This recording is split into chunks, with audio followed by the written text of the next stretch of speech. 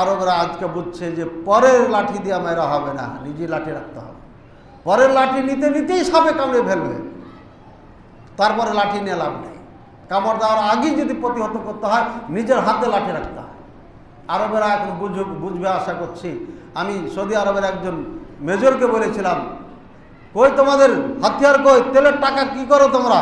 কইছে আমাদের আল্লাহ হেফাজত করবে, এটা বেলাদুল হারামি। আমি ঠিক আছে, আল্লাহ তো হেফাজত করবে, সারা জীবনে আল্লাহ হেফাজত করেছেন। ইয়াজিদ মদিনায় ঢুকে হাজার হাজার মানুষকে হত্যা করেছিল কেন?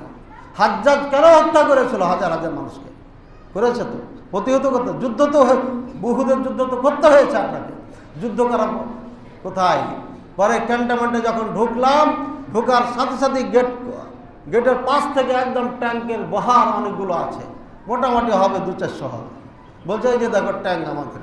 আমি বলছি এটা একটা বোমা দিয়ে এসেছি, এটা কোনো দামই নেই, একটা বোমা দিয়ে উড়ে চলে যাবে। ভাইয়ের আমার যা হোক, আমাদের মুসলমানদের সোচ্চার হতে হবে। ঘুমন্ত মুসলমান দিয়ে কোনোদিন কিছু হয় নাই, কিয়ামত পর্যন্ত হবে না। আল্লাহ আমাদের বুঝার তৌফিক দান করুন।